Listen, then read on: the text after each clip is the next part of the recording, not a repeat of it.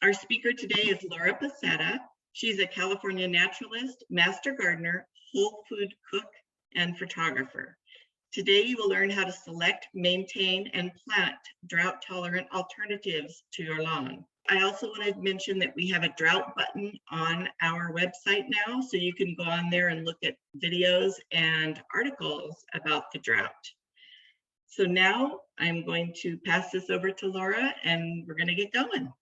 Thank you. Oh, thank you. Welcome everybody to Drought Tolerant Gardening, and I'm a master gardener of Ventura County, and I'm so excited to do this. And I'm really hoping at the end of the day, you guys walk away with a lot of great, new, fabulous ideas for drought tolerant gardening. I'm going to share the screen, and then Nicole, you want to talk about the little bugs first? Okay.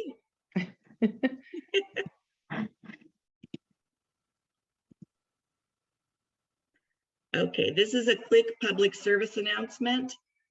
What you're seeing on your screen is a problem that we have in Ventura County and indeed all over California and Florida. It affects our citrus trees. It's called Asian citrus psyllid. This is exactly what it would look like on your trees. These are the babies or the nymphs. This is the only insect that has this waxy extrude coming from it. So if you see this on your trees, don't panic, just spray. You can spray horticultural spray or spinosades to eradicate this insect. And the growers in the county are all spraying their trees. It's just the backyard people like us that need to know this information. So you can also look on our website if you want more information about this. Okay, Laura? Okay, all right, so let's get going. We're going to do questions at the very end, so you're welcome to put them in the chat box, and Nicole will help me that at the very end. I am going to, there we go, oops. Okay, so again, drought tolerant gardening and design and maintenance. Now, this is just a basic program to get you started, get things, marinating in your mind. That we put together for the Master Gardener program. I'm not the techiest person in the world, so hopefully this goes smooth. Anyway, first I want to start with my own personal story. I've done a lot of research, and all kinds of passion has gone into drought tolerant gardening on my own backyard. And we started out, my husband and I, when we first moved into our house 25 to 30 years ago, we put in a pool, and of course we put in a ton of lawn, just like everyone here in Southern California. But we did this because we have animals and we have kids, and they're running in and out of the pool, and that seemed like the most practical approach to begin with.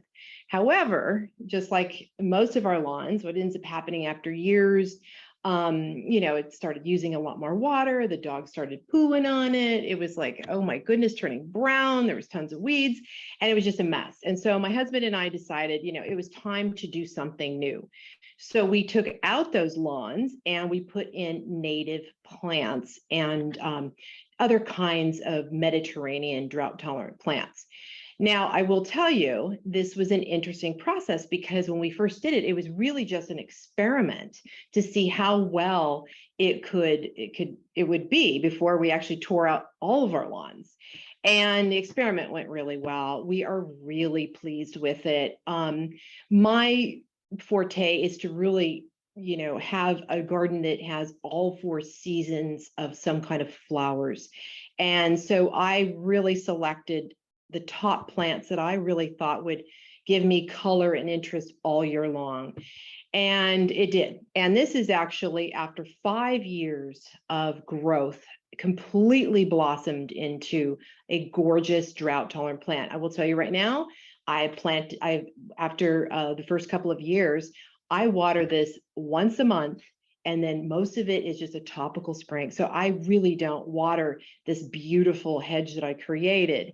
What I will tell you is that we saved about 20% on our water bill after that first year, once these plants were established. So I was blown away, couldn't believe the drop in the amount of water during the summer.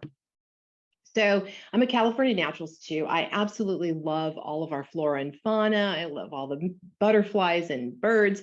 And so another reason for really picking drought tolerant native plants in my garden was to really just have these beautiful creatures come and visit me so I could photograph them and on and on. Now, I will tell you, we all have been using a lot of water, and that's just kind of that lovely thing about living in Southern California. We have this great weather and we're really into lawns. But on the rest of the scale, when you go travel, you find a lot of homes that don't really have lawns. And, this is a mindset that we are going to have to change right now. And I will tell you, get used to this. This is the new norm for us. So embracing drought tolerant plants and getting away from these high maintenance, high water usage lawns and landscapes is really the direction we all need to take. I don't know how many of you witness this when you take a walk in the morning, gallons of water running off and right into our reservoir. So a big reason why we need to switch from high usage to low usage water. Now, the first thing that everybody always says is, oh my gosh, I got to switch to low usage. And I said this too, when I put my borders in, I thought, oh, I hope this is going to look good. And I was worried that it was going to look dead half the time because that's what people had told me. Not true, does not have to happen. You just have to select the right plants and just know that we have to get used to a new way of looking at our yards. So first of all, you're going to save money, okay? You're going to save money on a lot of things, and most of it's going to be the water bill that you're going to have by switching over. You're going to save water. And why do we want to save water? Well, we really need it for our own personal survival, our agricultural development in California. It really, really needs our water to produce food. So do we need it running down the gutter? No, we need it, for other purposes. And I will promise you, after you get done with this, you'll have enough information that you can walk away and say, I'm going to create a beautiful landscape that's going to save water, time, and money. Now, what I will tell you, let me try to move this over a little bit so I can see. What I will tell you is we're going to go through some steps. How do we do this? What is the best approach for taking this? Okay, first thing, remove your lawn. Now for today, we're just going to talk briefly about lawn removal. And I'm going to cover a few techniques, but most of us, that's what we're interested in. Okay, so you could let it die. This is my lawn. I'm letting it die. I'm so excited to finally let my lawn die in the front. I've been wanting to do this for a long time. And my poor husband, he's like, I just want a little lawn. He just can't let go of it yet. So now we get to let go of it. So we get to let it die is a great way to make that transition, because you turn off your water. You got to do that anyway, right? And we're all seeing these lawns everywhere browning up, which is interesting. So the sun actually kills a lot of things, weeds and all kinds of different bacteria. So turning off your water is not a bad idea for getting the ball rolling. And then when we get to winter time, we will have the opportunity to plant our drought tolerant, which we'll get into a little bit more. So lawn removal. Now I am an organic gardener. That's my passion. So I always look for ways when I can to find ways to eliminate just a little bit more of that toxic load from my backyard. And one of the ways to do that, to remove your lawn, is solarization. Now, solarization is a very interesting process. Let me walk you through that. So the first step to solarization is removing your grass. Now, you don't have to do this. You could just cover it. I'll show you another way to do it. You don't have to remove the grass. However, I want you to think of this. Most of our lawns look like this. They're like 3 or 4 inches tall of greenery. And when we put the plastic over the top of that, what happens is most of the time, we don't take the softscape down below our hardscape. Now, this is what I did. I solarized this area and left that big, thick lawn. And look how high my softscape is compared to my hardscape. I am constantly picking up debris and pushing it in and sweeping it in. If you don't want that, then you need to take the lawn out before you solarize. So water. Okay, now I know we're not supposed to use water, But in order for solarization to work properly, you need to take your lawn out, or not, you can leave it, and water it. And you need to get down about 2 to 3 inches. And I know that's going to sound like a lot right now where we're not supposed to use it, but very important. And the reason, and I'll explain a little bit more about why we need to do that in a second. Cover it with plastic. Now, clear plastic is awesome. Use clear plastic. Tape it, or not tape it, but staple it around the corners after you water it. Now, what happens is this becomes a greenhouse. And with that little bit of water going on in there and the sun hitting on it, all those seeds start sprouting up and all those weeds start sprouting up and going, oh, this is great. And then they get burned. And this just fries everything underneath there, which is a great way to remove a lot of different types of weed seeds. Now, you're going to keep this on there for about 2 months minimum, and that's going to be the most effective. If you use it for about a month, you're not going to get the results. So the longer, the better. We're mid-July right now, perfect time to do July, August, September, really hot months to do solarization to these areas.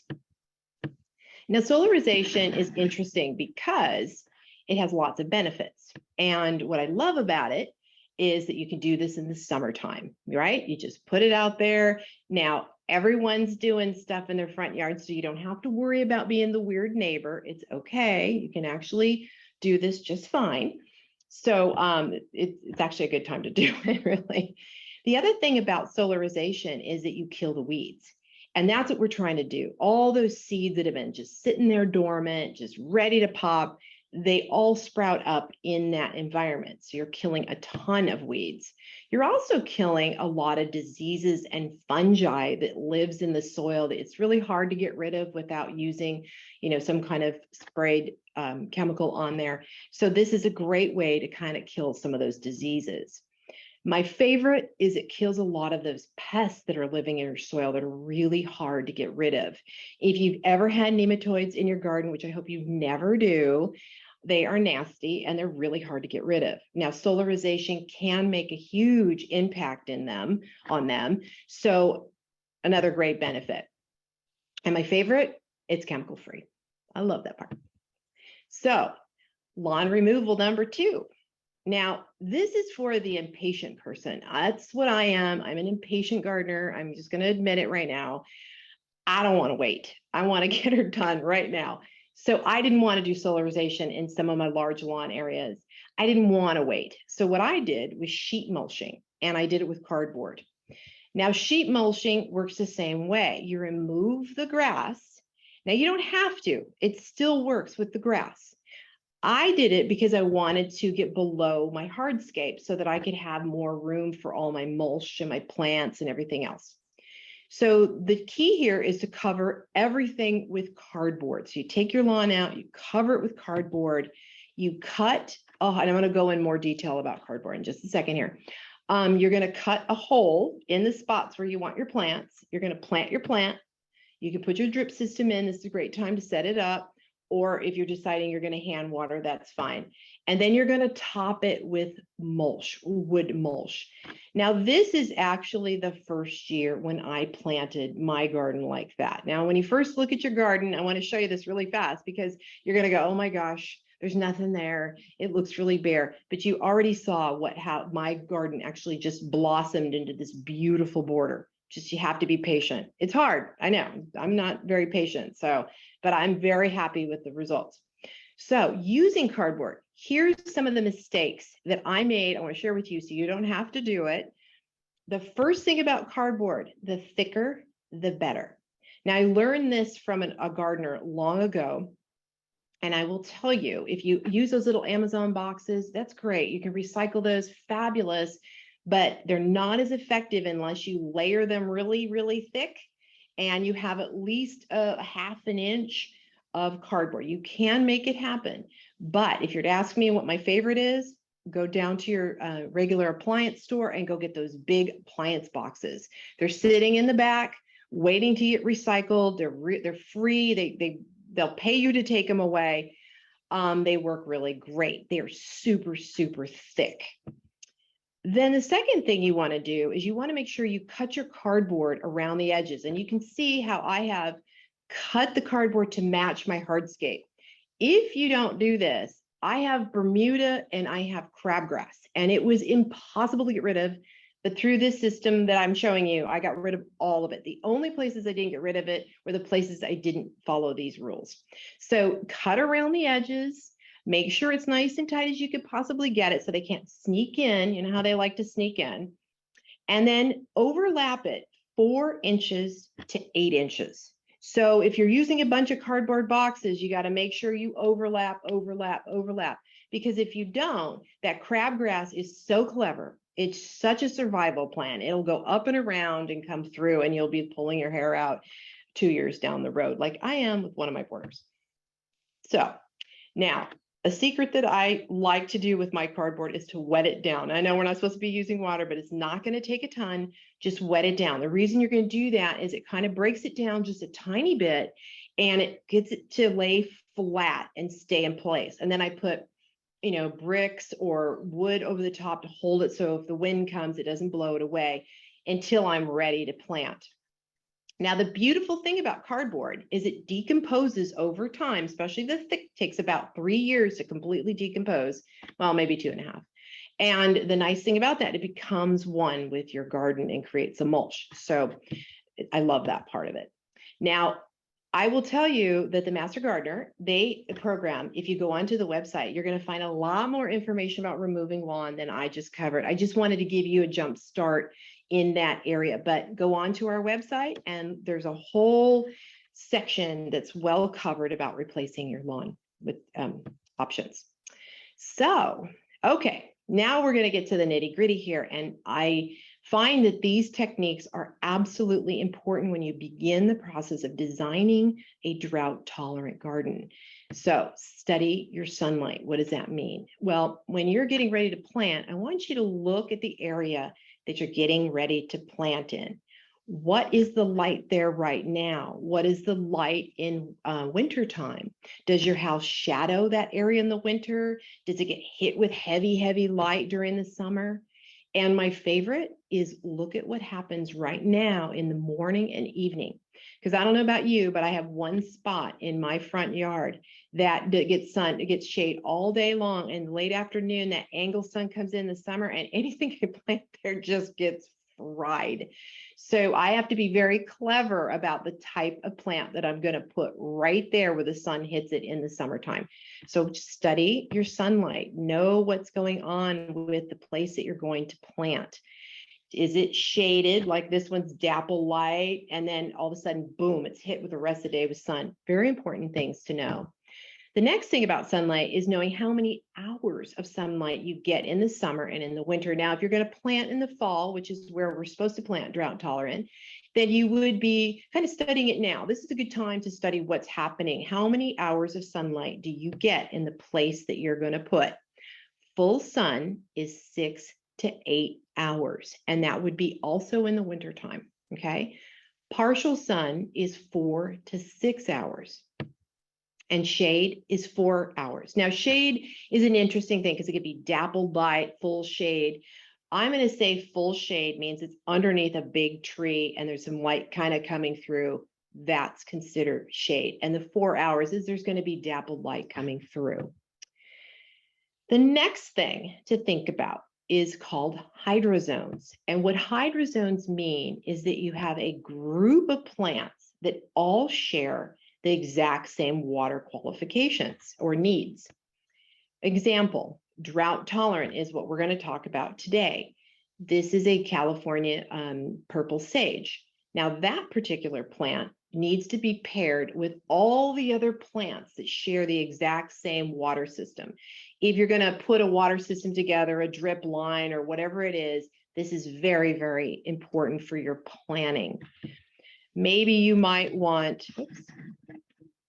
maybe you might have a rose garden. I have a section of a rose garden I just can't get rid of. I have my grandma Gigi's roses that I brought with me 25 years ago, and it's very important that I keep those. But I have a separate water line that's for that particular area that I want to keep those. But I'm not watering my whole garden like that. It's just one section. So it's very important to keep them together. Now, cactuses are very different. So if you put cactuses with roses, we all know what's going to happen with that. And if you don't know what's going to happen, but you will find out very quickly, they don't like it and they will die. So really think about grouping your plants together in hydrozones. Soil type. Okay, so soil type is interesting. When I first moved here to Southern California, I'm from Northern California, and we had the most beautiful, luscious loam soil. It was just like something out of The Hobbit. It was just so beautiful. And then I came down here and I'm like, what is this? This is nasty. I can't grow anything in this. However, when it comes to natives and drought tolerant plants, embrace the clay. Just embrace it. It is absolutely fabulous soil. I want you to not be afraid of it. You don't have to cuss at it. It's absolutely fabulous. So if you're taking out your lawn, chances are you have clay loam, which means that there's been some amendments put in there. It's not just a big ball of clay, hard clay. It's got something in there. Now, you might have a big ball of clay. I don't know, but most of our lawns will be a little clay loamy. So just remember that when we come back to this. Some of your yards will be clay sand. Now, clay sand, we'll get into that a little bit more. There could be some clay and sand mixed together with it. With a lot of our lawns has some sand components in it. It's a good thing, not a bad thing. Now, what's the benefit? Okay, here is the absolute quintessential wonderful thing about clay soil. It holds water. It is fantastic at holding water. If you put water, if you've ever done, any kind of clay work or anything, you put water to it, it's kind of gooey and you make a nice tight ball with it. It takes a while to dry out. In fact, before you actually fire an object to be kilned, you have to let it dry completely thoroughly for weeks and weeks before it can be fired. So clay holds, it's very dense and holds a lot of water for long periods of time. And that's what we like. We want to be able to do that. Now, that could be a double-edged sword, and we're going to get into that later, but just remember that clay holds water, and natives love it. They absolutely love it. This region has evolved in this soil, and they love it. So now let's consider our drainage. Drainage is really important to drought-tolerant plants. So what do? How do we test our drainage? I'll tell you the easiest way to get a feel for it is to dig a hole about 8 inches deep, 10 inches wide, fill it full of water, set your clock, and find out how long it takes to drain. Now, what'll happen is you might go out there and you go, oh, it's not draining. It's just sitting there. That's okay, because it could be that the soil is really dry and it takes a little bit of time to absorb. It actually absorbs very slowly when it does, and then it holds it. So because the particles are very, very tiny. So wet it, let it go, and then fill it again and see what happens. And basically what happens is the water kind of drains into the clay like a wick, those old lamp candle kerosene candles. When you light them, there's a wick in the oil and it lights up, and because it's the oil's feeding the wick. Well, our clay soil is a little bit like that too. It kind of pulls that water towards it. So take a little bit of time, see what happens. Now, if you come back and the next day and you still got water in there, you need to call a professional and get a little help, because there's something going on there that you probably need to dig down and find out. Maybe there's cement under there someone put there long ago and threw some soil. I don't know, but that's really something you should consider looking into. So if you do the soil drain test, if it's slow, it means you have a lot of clay. Okay. If it goes really fast, I have one area in my garden that is, you water it and it's like, whoop, it's gone. You're like, wait a minute. I don't know where it went. There's a hole in the ground somewhere. It's just that it's all sand, and the sand drains fast. And this is going to be important when we get a little bit farther into this lecture tonight, but that's your drainage test. That's a great way to go out and test this lawn, what's happening. Now, remember, it is going to be a little bit dry because you probably turned your water off. So give it a chance. So the next thing is we need to understand our Mediterranean climate. I'm sure that most of you already know that that's the climate that we live in, which is kind of cool. However, this is really, really important, okay? if I don't know how long all of you have lived in Ventura area or in Southern California, but we all know we have long, warm to hot, dry summers, very long. Okay. The other thing that we have in our Mediterranean climate here is very mild, wet winters. We get that water, boom, and then it's gone. We're like, okay, that's it. Now, when I lived in Northern California, we'd be hit with water for months and months and months and months. You're like, oh, make it stop. And when I moved here, I went, you guys get no rain. What is happening? It was such a culture shock to experience that. But that's just the environment that we live in, this Mediterranean area. We also get these ocean breezes with the fog that comes in, especially in Ventura, a little bit. We get it all the way into Simi Valley as well. And this is also very important. So why do I even want to bring up Mediterranean countries? Okay, Mediterranean countries are important to know which ones, because this is where we're going to gather our plants, our drought tolerant plants that share the same kind of Mediterranean climate that we do. South Africa shares a Mediterranean climate, just like us here in California. Central Chile, Southern Australia, and us. So when we're looking for plants, we might want to find some of the plants from these regions because they will be a great way to landscape. All right, climate sharing. Climate sharing is so important. I know that I have quite a few plants from other climates, and it's the same kind of climate, but other kind of countries. So we're going to try and find those plants that harmonize with Southern California. All right, so now you're probably saying, okay, well, how do I even begin finding the right plant? Okay, there's lots of resources, but I'm going to give you a couple of great ideas right now. First thing is going to be go to your local gardens. The Conejo Valley Botanical Gardens, the Global True Colors Gardens in Thousand Oaks has a fabulous garden that you can actually get ideas for finding plants. Oh, sorry, I forgot to press that one. So this is the California True Colors Garden and Thousand Oaks. Local nurseries. I love to go in and look at our local nurseries because they have a lot of suggestions on which plants will be drought tolerant, which go good in our areas. Our Master Gardener website has a listing of some plants. You can go on there. We also have the UC Davis All-Star list of plants, which is kind of interesting. Now, these are for all of California, not just Southern California, but they give these plants high marks. And these high marks mean they're easy, they low maintenance, some are low water, and they're quite beautiful. And that's another list for you.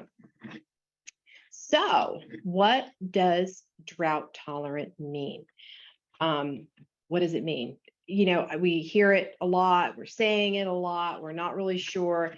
What it means is it means plants that grow and thrive with minimal water or rainfall. So hear that, minimal water or rainfall. So it's not that you're going to plant something and say, okay, have a nice life. You're going to have to baby them a little bit till they get established. So they are going to need some water, okay? I think a lot of people think drought tolerant, I'm never going to water again in the summer, but you do need to water to kind of keep them alive. So we need to be mindful of what that means. Drought resistant. Now I threw this in here because we're putting a lot of these plants into the landscape. We need to understand what they are. They survive for long periods of time without water. Okay, great example, cactus, agave, succulents.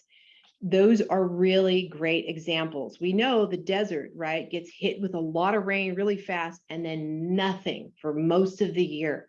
So these plants have found out ways to evolve, to suck in as much water as they can and then hold tight and last a whole season till the next water. So that's what drought resistant means. Now, I'm a big fan of California native plants. I'm a huge advocate of trying to plant them. Why? Because I feel they've been around here for thousands of years evolving, thousands and thousands and thousands and thousands of years. And they've lived here so long that they have figured out, okay, we're only going to get a little water in, like December through May or something, and then it's gone. And they have figured out how to evolve and adapt. So I really highly recommend taking some time and finding some of our native plants. Now, our native plants are absolutely beautiful. And when you select the right ones for the landscape and you put them together, they're quite elegant and gorgeous. They also, what I love about them is that their adaptations have been able to make a difference on the water that they lose. Their leaves are able to shut down during this hot temperature that we have here. They're able to repel losing water, or actually, let me press here, actually absorb water from the fog that we get. The little hairs and sticky components that are on their leaves absorb. They're very clever, very clever. So I highly recommend looking into them, and because they're worth studying. Now, I put this picture in here. I'm not sure that most people will want to prickly pear cactus in their garden, not unless you wanted to keep somebody out. But if you look in the background on this hillside and you see this, everything is dry, but you see all this green, okay? These are some of the plants we're going to learn about today. This is coyote bush up here. And I will tell you, they are adapted and gorgeous and look fabulous for drought tolerant planting. And of course, all our plants here are absolutely magnificent. Okay, so another topic to consider when designing: plant size. Why does that make so much sense? But most of us don't really do that. So what we want to study the plants, we're going to get into that a little bit more, is how big is a plant going to get when it's mature? Okay, I don't know if you have, I have smaller children that grew up to be smaller children, but I have friends that have children that were small when they were little, and all of a sudden they're massive, like 6 foot tall. Wow. Okay, well, this is like the same thing. You really need to plan ahead what the mature size is for a plant before you plant it. Why? Because you need room to grow. Now, I walk past this all the time, and it cracks me up because they didn't really think about this. And now they have to hedge it so that people can walk through. So really make sure that you know the mature plant size and you plan appropriately where it's going to go. Because at the end of the day, poor planning means that you are going to be working your little tush off. You're going to be trimming it, you're going to be doing all this work, and it's just a pain. So make sure that you take the time and look at the label, or go online and say, oh yeah, that gets 6 feet tall. I probably don't want to put that near my doorway. Okay, just a little nugget of information that you want to keep in mind. Okay, so my favorite thing is to get to know your plants. Now, just like it is, you're going to adopt these plants, you're going to go down to the nursery and you're going to fall in love with it. You're going to put it in your yard. And the thing is that a lot of times we plant stuff we don't have a clue about what it really is. Okay. So take the time before you plan to do a little bit of research and pick 10 plants. Just pick 10 plants that you absolutely love and get to know them, get to love them.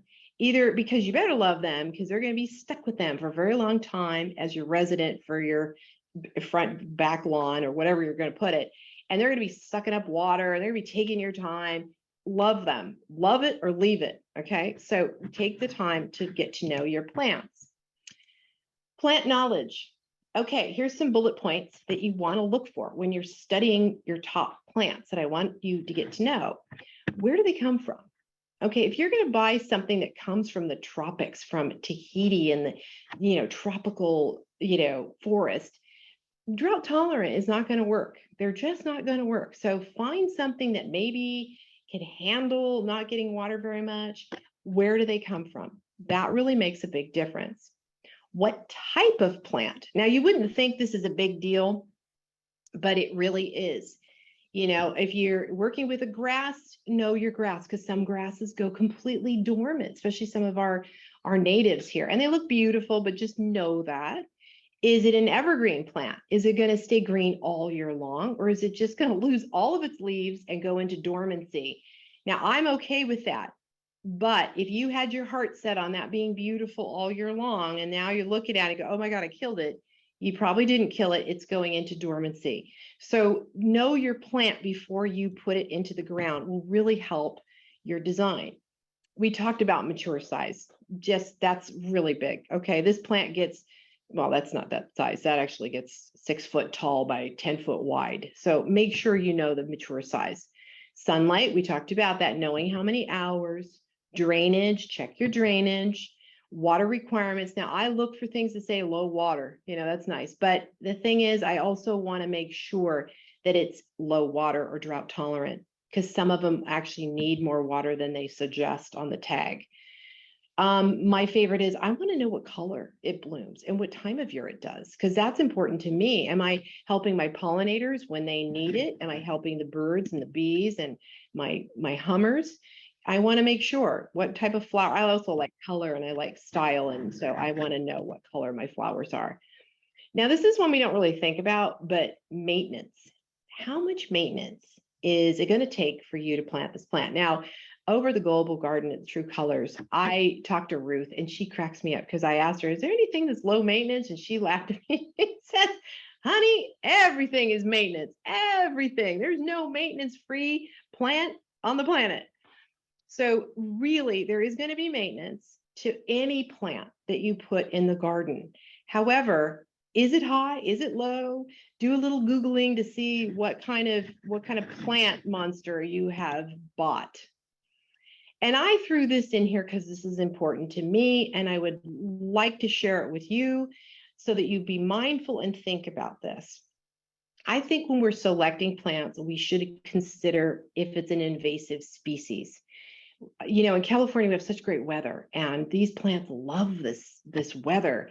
Some of the grasses can escape and go out and become invasive. So, and some of the other plants, there's quite a few of them out there. So if you take the time and just know and be proactive, it really helps our environment by knowing that. Okay, so let's talk about some of my top 10 favorite favorite plants that we are going to design a garden with today. So I've already worked with these plants. I'm very familiar with them. And so that's why I've selected them for you so I could blabber on about them a little bit. So Pride of Madeira. I really love this plant. It's an evergreen shrub. It grows 6 foot 8 by 10 foot. Massive. She's a big girl. And wherever you put her, give her room.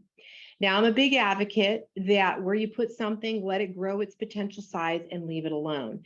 This particular plant, you want to do a little bit of maintenance with it because these flower heads are beautiful. All the bumblebees will come in. But when they finish flowering, cut those off. That is your maintenance for this plant. If you don't cut those off, those seeds drop everywhere. And when we get our next rain, they could potentially be a plant that you're pulling out like constantly. So it's a very low maintenance plant. I like to shape it. If it loses its leaves on the bottom half of it, do not, and I'm going to show you a picture later, cut all those dead leaves off the bottom because I'm going to show you what it looks like if you do that. So you want to keep it kind of groomed in a hedge if you need to. My plants, they don't need to. They've been in a nice big green ball forever, and I absolutely love it. St. Catherine's lace. Now, Pride of Madeira is actually from the Canary Islands, very similar to Ventura, ocean area. Once you start getting inland, it's not nearly as productive, but St. Catherine's lace is from a California native. And this particular buckwheat is massive. She gets 6 foot tall by 6 foot wide. She's glorious silver foliage and these gorgeous white florets that are like, I don't know, 12 inches, 14 inches long. And then what happens is they turn rust color and they're beautiful. The only maintenance on this particular plant is at the end of the year, like all my natives, I trim all the flower heads back. I trim her back into a shrub-like form. Now you don't have to do that, but if you want it to get kind of wily and woody after a few years, she will. So I like to prune her back. I also, and I'll share with you later, When I prune my natives, and some of them, I will collect the leaves and make the most beautiful Christmas wreaths with them. And this one in particular, I collect the white flowers right now. They stay white and I can use them for arrangements all year long. So I like to do other things with my plants, not just, I like to be able to arrange and eat some of them. And I'm crazy that way, but that's just the way I like to grow my garden. Cleveland sage. Now, this is a California native, kind of a hybrid, basically, and I love purple sage. One of the things with purple sage is it goes dormant really, really fast. Gorgeous plant. And the Cleveland sage is kind of that hybrid, which it stays a little bit longer for me. I get these beautiful spikes, I still have them now in my garden. And I will give it a little extra water, kind of baby it a little longer so I could get those beautiful flowers. And then I taper off and don't water at all. And then at the end of it, it ends up having this glorious looking seed head that all the finches come in and clean them out when they need to. And then by the time November comes, I cut those back and use them for flower arrangements and all kinds of things.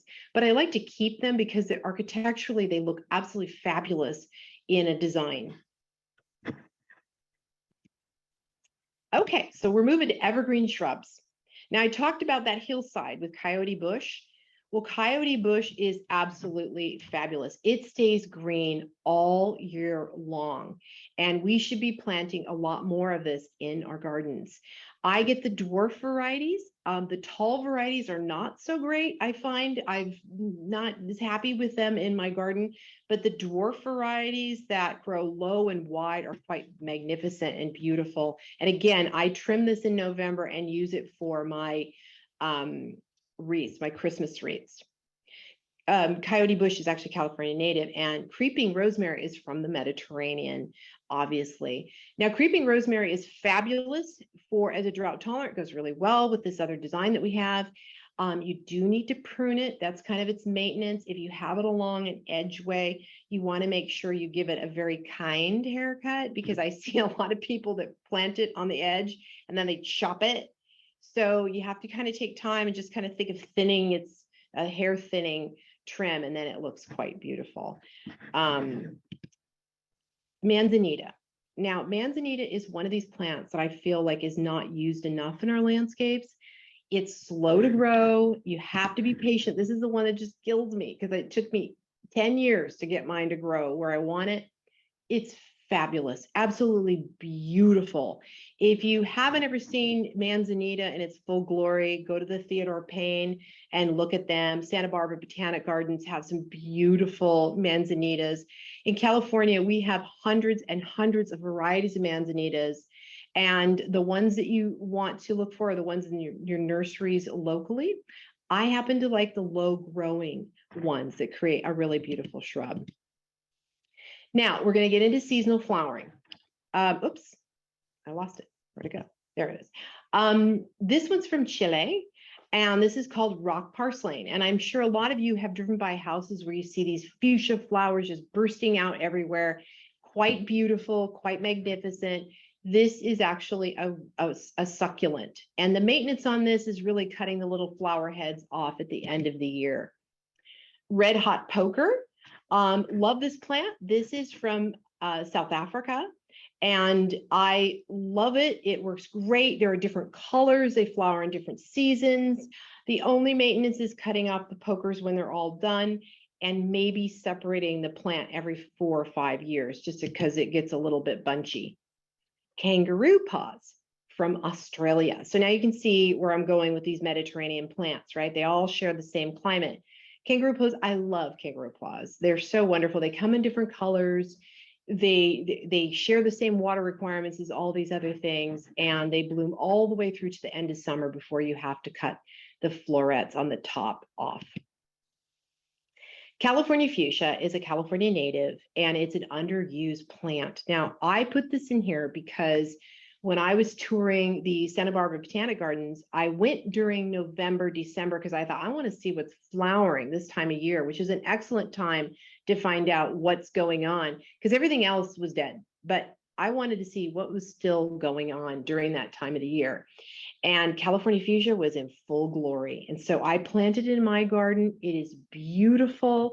The only maintenance with this plant is that you cut off, I trim it back at the end of the year, so in the springtime, and it has little runners that will come through. Now they're not invasive, they're easy to pull out, but just know that that's going to happen.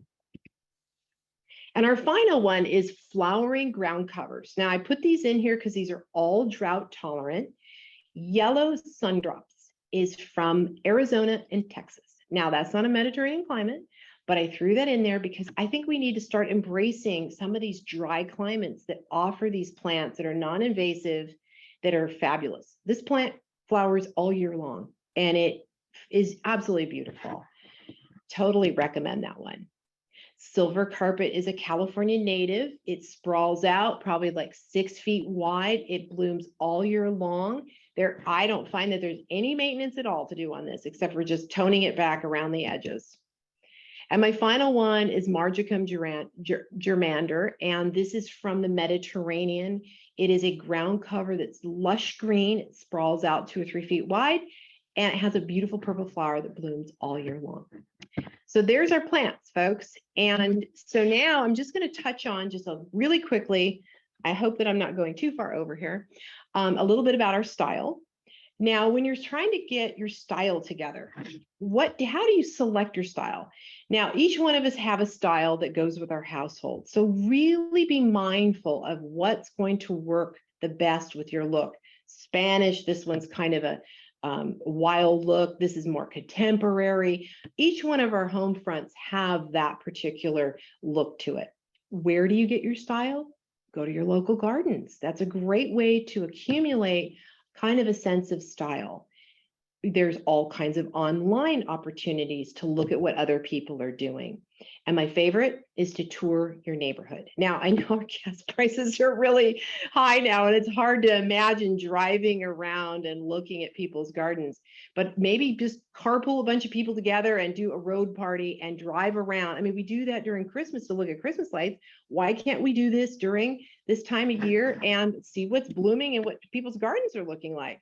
And this is the time to do it. So I drove around the area and I picked up, I think, 150 great photographs, but I'm only going to share a couple with you. So get in your car. I know the gas prices are so bad, but it will help you with your design, or take a walk in your neighborhood and get familiar with your gardens. So here's a couple. This is what people are doing. All right, some people, and I'm sorry if this is your garden or your plant. I mean no offense, honestly. So this is some of the choices people are making, going with nothing at all. I don't want to worry about it. I don't want to think about it. I don't want to water it. I don't want to do anything, right? That's this house. This is the same thing, but just done a little bit differently. They kind of embrace their design, right? Or their style of their house. I love this. This is eclectic. Someone put in all of these plants in together. It's a great way.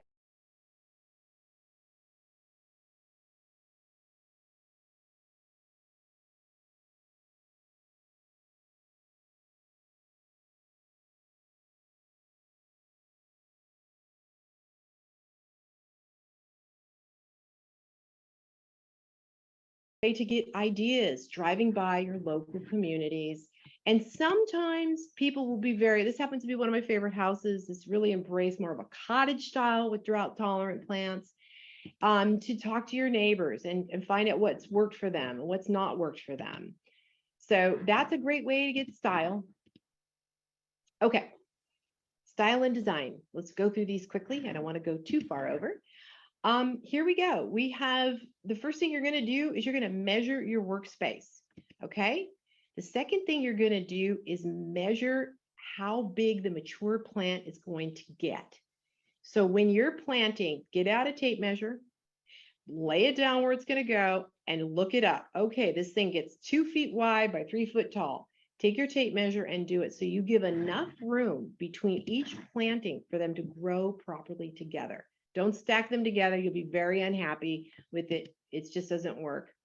And don't be afraid to get out your kids' coloring crayons, your grandkids' coloring crayons, and pencil in how you want it to go and where you want to place it, because that's actually the way I design my gardens. And this is more of a a 3D design of that particular garden that we are going to do today. All right, quick review. First of all, this garden I'm going to design for you right now with all these plants, all these ideas, all these great things is going to be drought tolerant, obviously. It's going to be full sun. We did our homework. We have clay loam soil. We are going to pick only well-drained plants. We are going to do a natural design. My husband would call that messy, but I say natural. All right, so here's our yard. Now, this is bigger than it looks. This picture is deceiving. The only thing I want you to think about is there's a gate over in the left-hand side here. Pretend it's not there, because this design would not work with a gate there. You would never be able to approach it. But I want to give you kind of an idea how to think about putting it together. So the first thing you're going to do is you're going to obviously cap off all your water. You're going to get it ready, your water system, so that when you get ready, it's all set and you can put it together. And again, we're not going to get really into detail about setting up water systems here today. So put in your hardscape. That's the first thing that goes in. The second plant was the Pride of Madeira. Now I put her in the very back because this is her mature size. She's a big girl and I want her to have room to spread her wings. And I want to cover that corner. So she's going in the back. The biggest, tallest plants always go to the back, right? Like flower arranging. The next one is going to be the St. Catherine's lace buckwheat. She's also a big girl. So I want her to have her room. And I want to be able to see out the window. So I'm going to put her in the middle. So she's got her space to get big. And then I put in the Cleveland sage, and you'll notice that she's tucked in the back. Okay, you might say, well, it's kind of like the forgotten child. Not really. It's just that she goes dormant during the summer, and I'm not too partial with all the dead leaves. And so, but I love her flowers. I love her architecture. So she went in the back too. She gets really tall, and that way she can shine in her glory right there. Next is the coyote bush. Now, I put two of them. One thing you want to do when you're doing design is try not to do just specimen garden, like one of this and one of this and one of this and one of this. You can. I have one garden like that, but the interest really comes with doing 2 or 3 of something also. Now, these big ones in the back, obviously I can't because I don't have the room, but I'm going to put 2 coyote bushes here to kind of cover some of what's going to happen during the dormant season. This is our kangaroo paw. I'm putting those in. This is called the mid ground of my design. So my big ones are in the back. I'm bringing it forward mid, and I'm building in the middle of this. My red hot poker, I'm going to put her right in the middle of my water feature because I'm just going to put one there. Oops, I don't know what happened. Wait a minute. There we go. Best design. Now I'm going to put my California fuchsia in. Okay, now California fuchsia kind of goes a little funny, so I'm going to hide her a bit. Now I'm still in the mid ground in a minute here. Here's my rock parsley. I want a little pop of color. And now I'm going to do the creeping rosemary. Now I put her on the end because I want to talk about this. This is where everybody puts her. And I will tell you, you want to make sure you are prepared to take the time to properly trim this so you don't end up with a cut off hedge. And otherwise, don't put it there.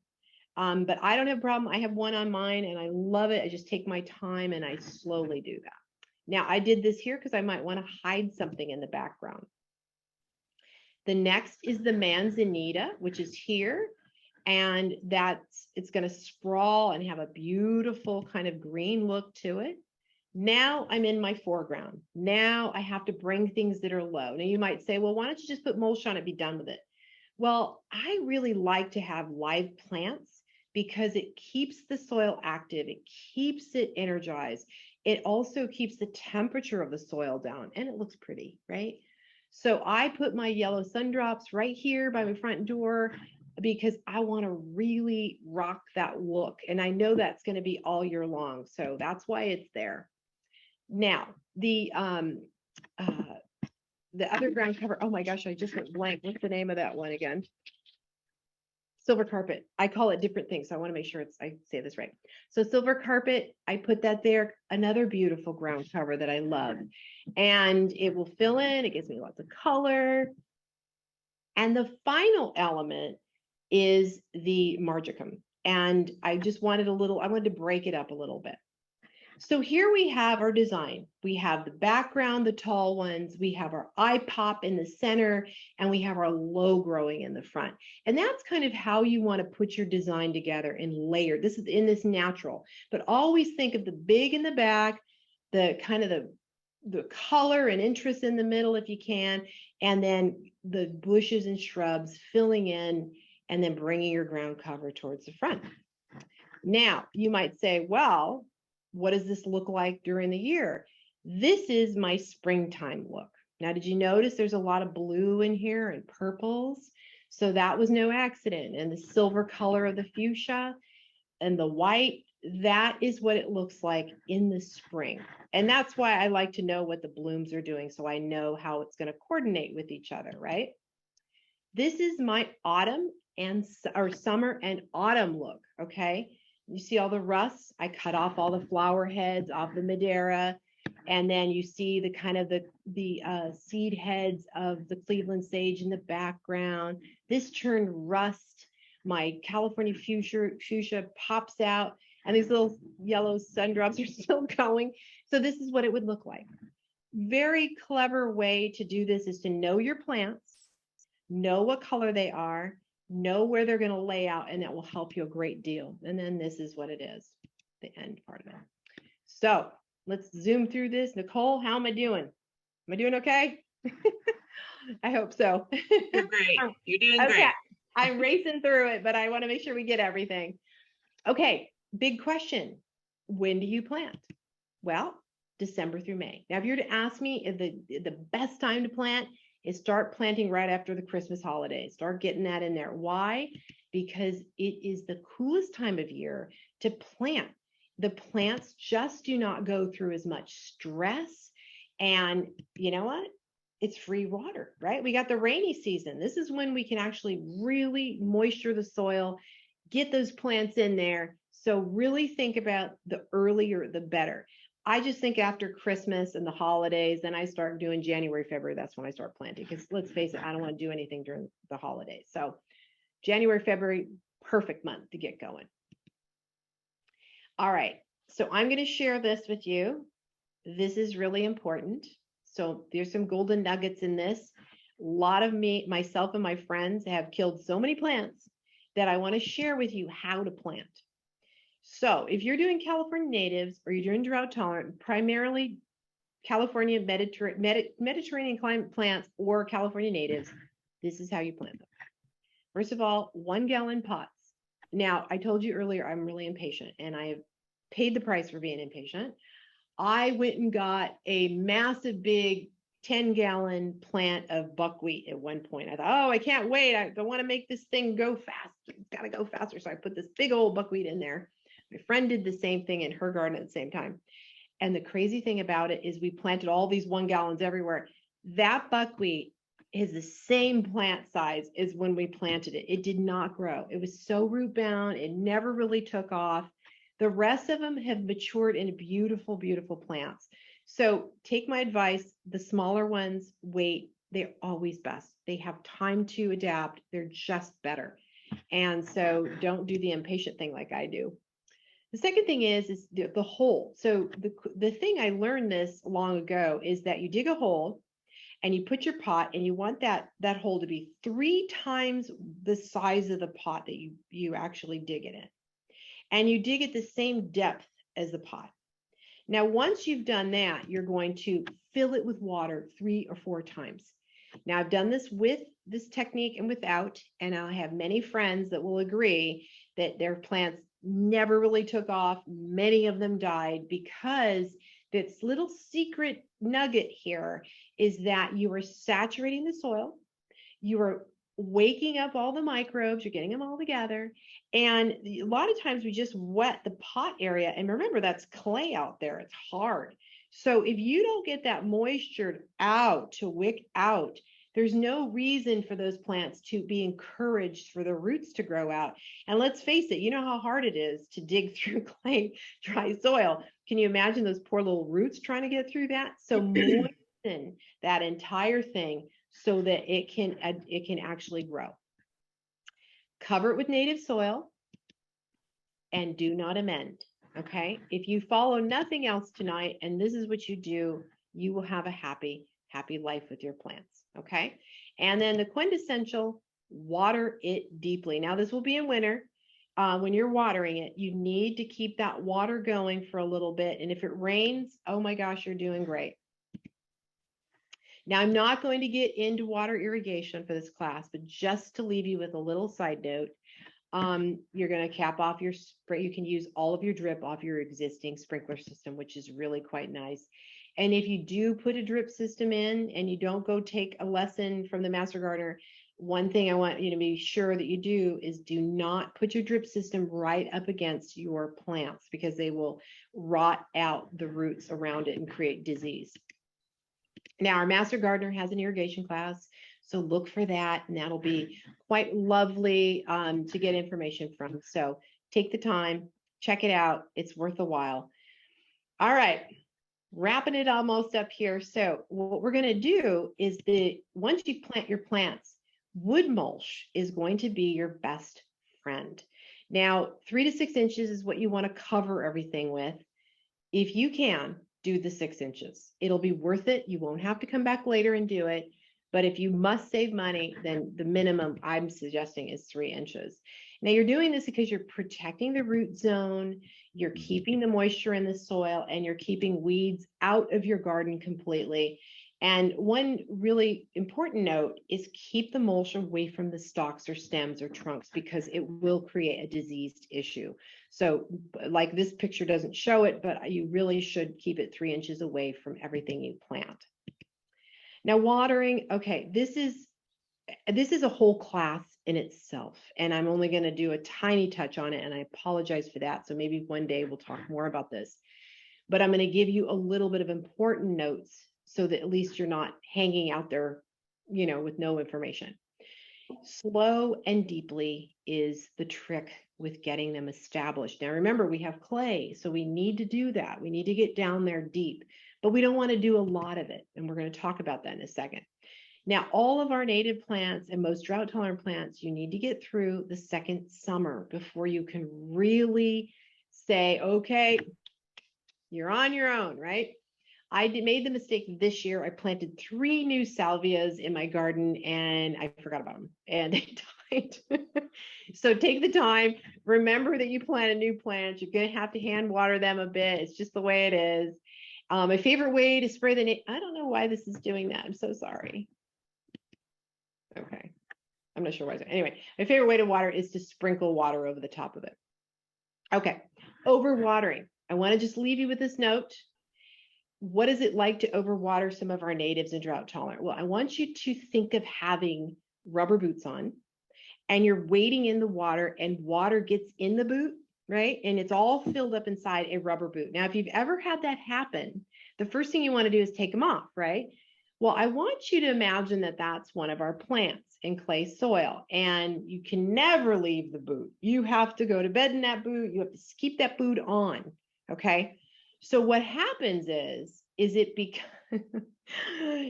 the roots become a soggy, suffocated mess, okay? Because the clay soil, if it's too wet, just does exactly what it does to our feet. It just takes all the nutrients and moisture and everything and opens them up to all kinds of disease and decay. So be careful not to overwater these plants. Now, again, I'm sorry, I just want to give you that little bit of careful. You think about our California natives and drought tolerance as if you had an aqua sock on, okay? You want to water them deeply, but you want them to dry out. You want them to have the ability to kind of dry a little bit, not be sitting in a rubber boot, okay? And we can talk about that more later, but that will leave you with an image that you can water them, but don't overdo it in your clay soil. Top garden mistakes. Okay, the plastic weed cloth. Okay, I know some of you have it. I have it in one spot in my yard. It is like the apocalypse zombie that comes out of the ground. It's like, I swear, I keep getting rid of it and I pull it up and it comes up over here and I pull it up and it comes up. So just save yourself and don't do it. It just never goes away. It's just a mess. Use cardboard or something else. But mulch is actually the best to use. So I see a lot of this. If you're going to do drought tolerant gardening, put your mulch back in, or teach your gardeners not to blow it down into the sewer. Okay. Try to see if you can find mulch that's deep enough and keep it, replace it, and teach your gardeners not to blow it away. Proper pruning and maintenance. Now, you know, the Pride of Madeira I was talking about, this is the Pride of Madeira gone bad. Okay. The gardeners came in and cut off the bottom of it, and now it looks like a Dr. Seuss plant. So know your plant, know how it needs to be cared for, and keep up with the maintenance and pruning the proper way. And don't plant a plant in the wrong space, because then you're just going to be giving yourself more work, right? Take the water class, learn how you're going to water. That's one thing you're going to really need to do more of, because you don't want it to go wrong, right? You don't want to kill off what you have worked so hard for. And my favorite, do not be afraid to replace. I'm going to replace 3 plants that have not done it for me. It's, you know, it's one of those relationships. It's like either do it or get it. Okay. I'm really tough because water is important, space is important, and these plants haven't done it for me. So they got to go. And so don't be afraid to replace your plants. Remember, we're all in this together. We're trying to learn, and it's going to happen. You're going to replace a plant or 2. I promise you. And the bonuses is you're going to, from learning this and doing this, you're going to conserve water. You're going to create a beautiful natural habitat for our native plants, animals. And I don't want you to forget about that some of these plants here, this is actually a California inspired wreath made by all the plants that we talked about today. So thank you, everybody. I hope that I know I slammed you with lots of information like crazy. Now this is a time when you can ask your questions, and I will try my best to answer them. Again, you know, everyone thinks a master gardener has all the answers. I don't think I have all of them, but I'm sure we have a few online that might be able to help you. So please, Nicole, whatever questions you might have, you want to shoot.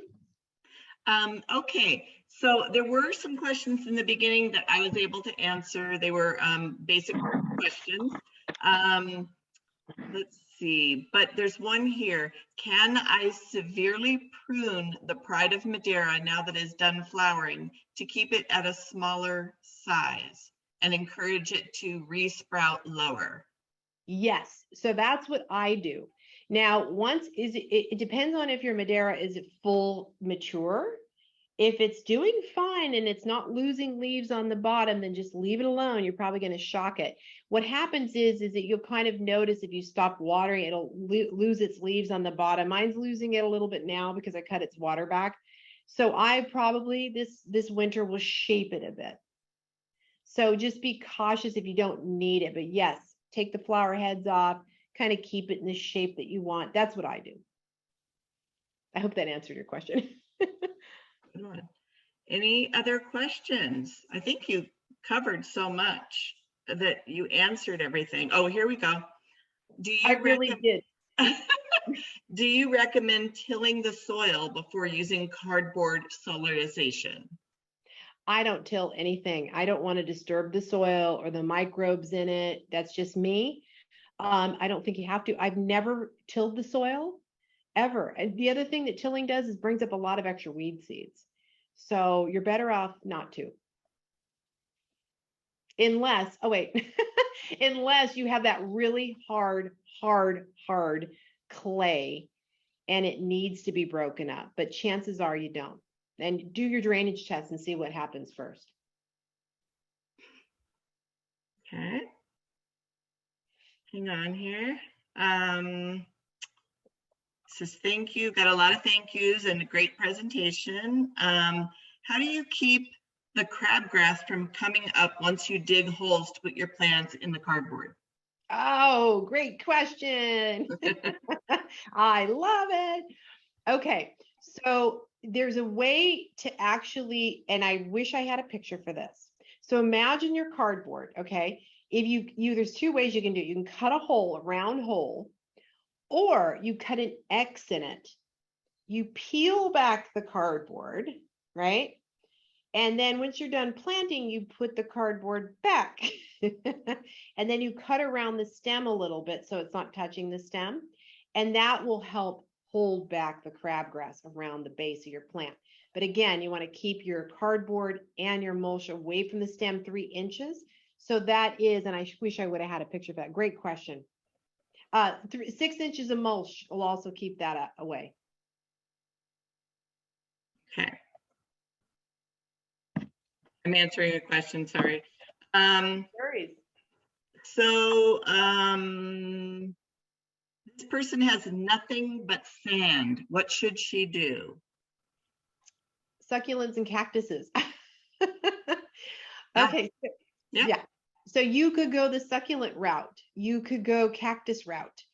If it's solid sand, I would probably, you might have to amend it a little bit, not amend it, but put some other soil in there too. But I'm going to say succulent and cactuses would be your ticket. I think, let's see, will solarization kill crane flies? Ooh, I don't know what a crane fly is. Anybody? I think it's like they look like mosquito eaters, I think, those. Oh, the big guys? Yeah. Oh, I don't know. I'm not sure. I don't know how to answer that. Probably because it kills pretty much everything. Well, if they're in the soil there, they would definitely, it kills all kinds of pests. So if you, yeah, I guess it would. I mean, it kills everything. Pretty much. Yeah, she says they're living in her grass, so it would kill them then. Yeah. Okay. Good question. All right. I think we're done. Oh, we have one more and then that's going to be it. Does adding rocks around planting increase ground temperature? Yes, it does. Good question.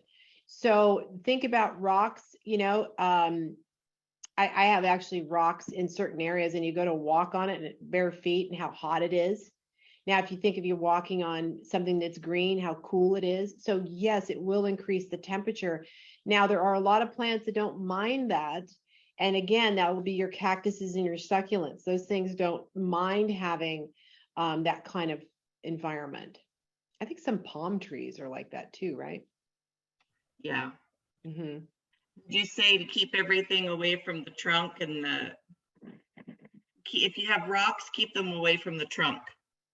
Yes, absolutely. You just want to keep that area clean from debris because they can get all kinds of funguses and diseases. I've had that happen with a few plants just because I didn't heed that warning.